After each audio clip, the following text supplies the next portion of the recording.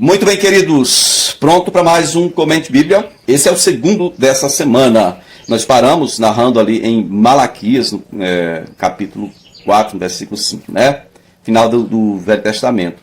Bom, no ano 331 a.C., onde está registrada a morte de Malaquias com 93 anos. Sabemos que ele começou a profetizar com 27, certo? E ali é o fim do Antigo Testamento, ok?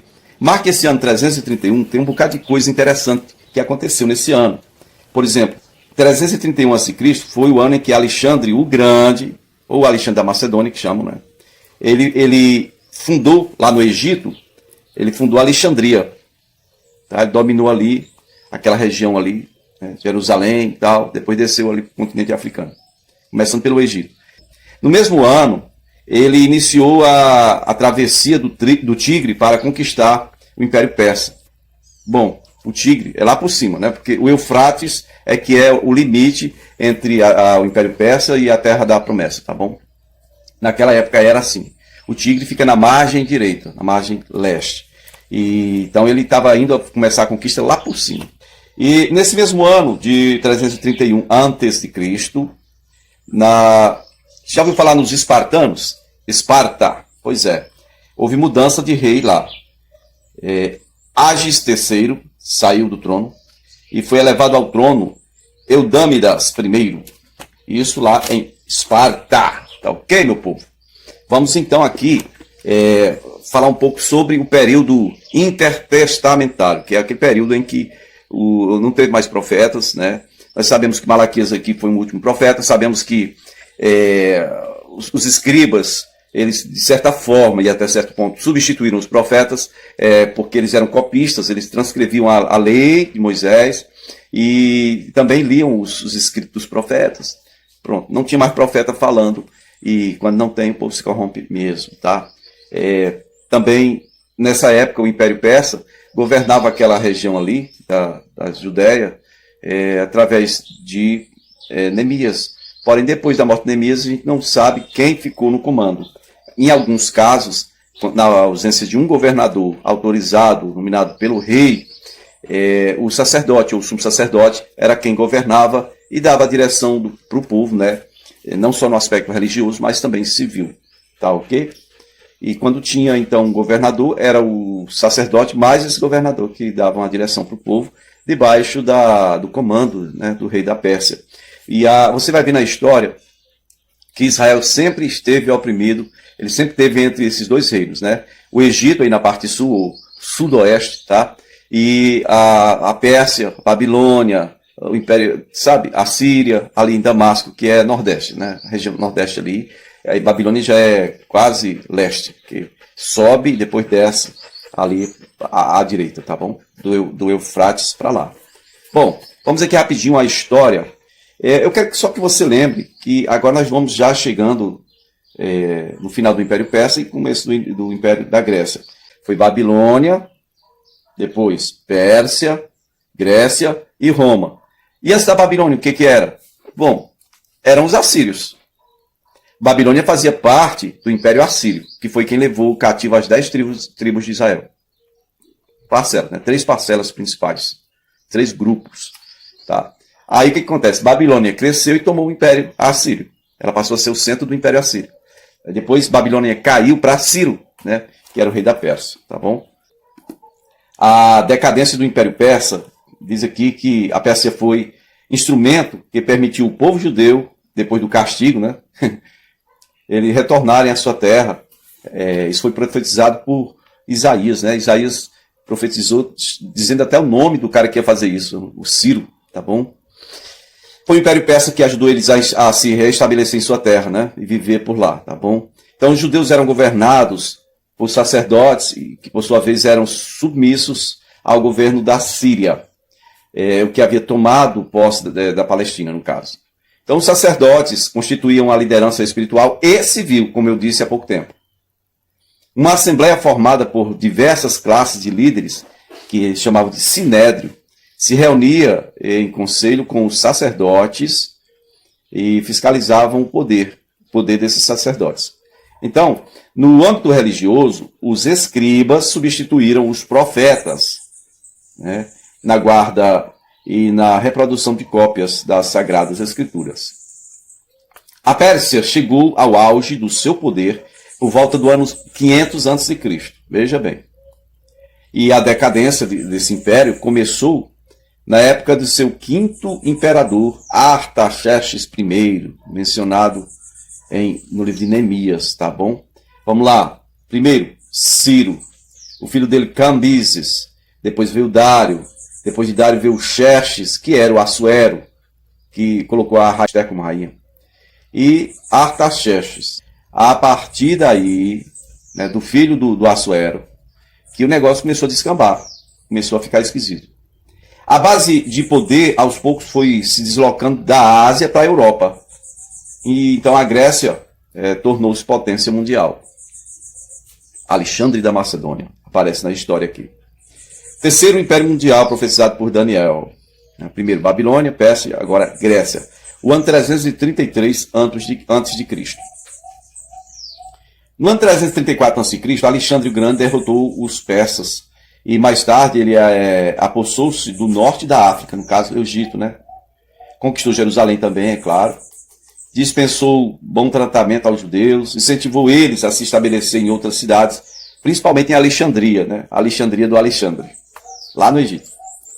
Aí o que acontece? Ano 301, 33 anos depois, 301 a.C., depois da morte do Alexandre o Grande, aconteceu um período de muitos conflitos internos lá no meio dos gregos. E o império acabou sendo dividido em 4 generais. Nós vamos falar aqui só de 2, que são os que ficam ali, né, em redor de Jerusalém. O do sul e o do norte, vamos dizer assim, o nordeste e sudeste. Sudeste não, sudoeste. O Ptolomeu, ele era um general, um desses 4, e ele era do Egito. Ele ficou com o Egito, ficou com a Palestina, que no caso é a terra de Israel, né? O território de Israel. A Líbia, Líbano, e a Arábia. E aí o outro grande que ficou lá naquela região foi o Seleuco, um outro general dele, né? Ele ficou com a Síria e os países asiáticos, não pertencentes a Ptolomeu, no caso. Por isso, os Seleucidas procedem da Ásia e os Ptolomeus da África, certo? Aqui não fala dos outros 2.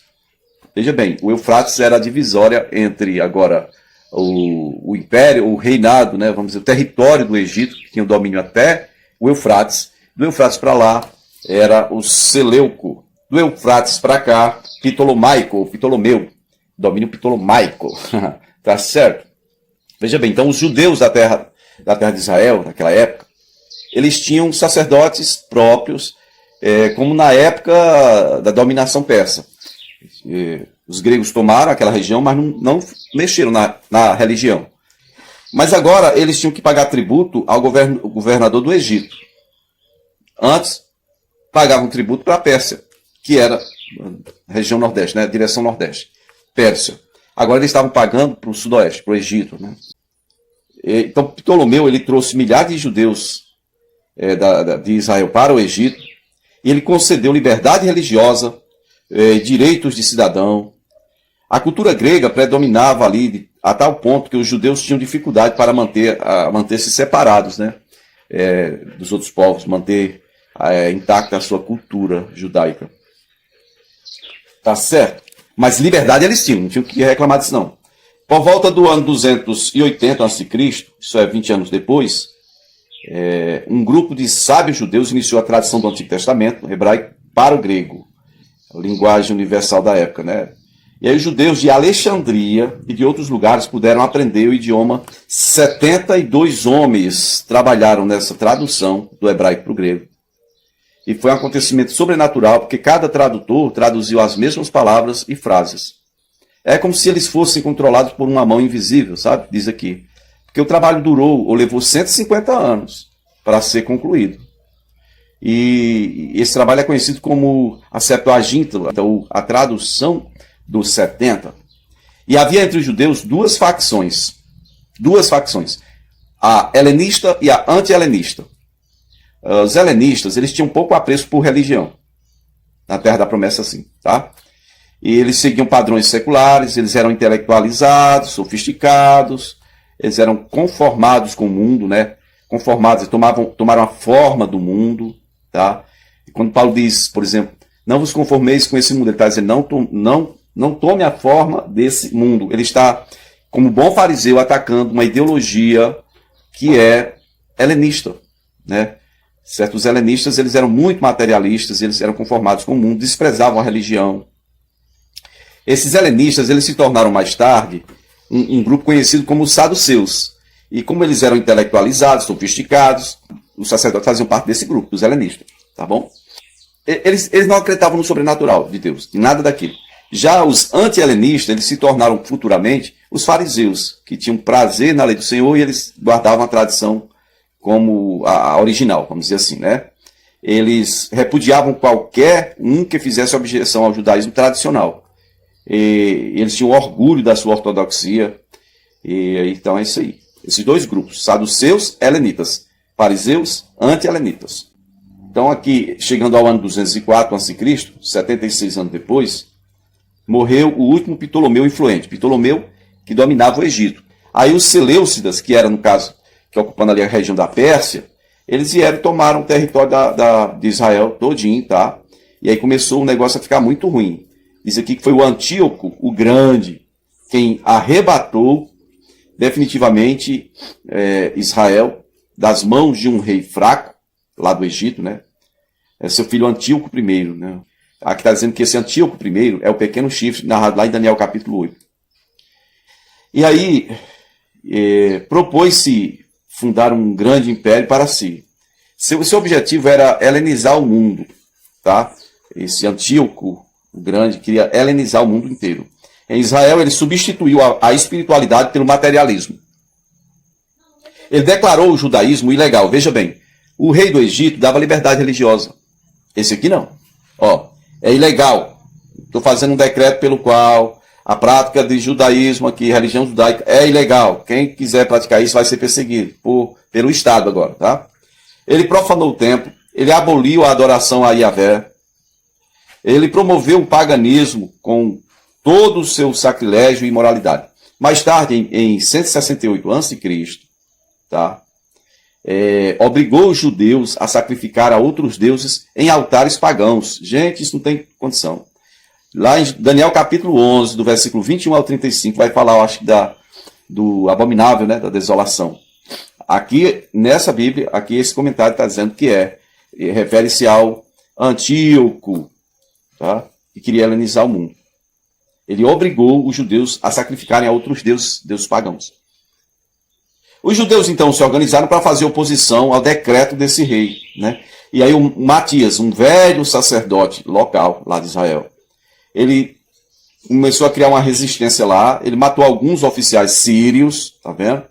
E seu filho Judas Macabeu tornou-se o líder militar dos judeus e organizou o partido, né, anti-helenista.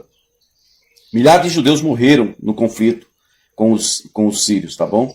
E aí, inclusive o Judas Macabeu morreu. E aí seus irmãos Jonatas e Simão assumiram a liderança e lutaram para devolver a independência política e a liberdade religiosa ao seu povo.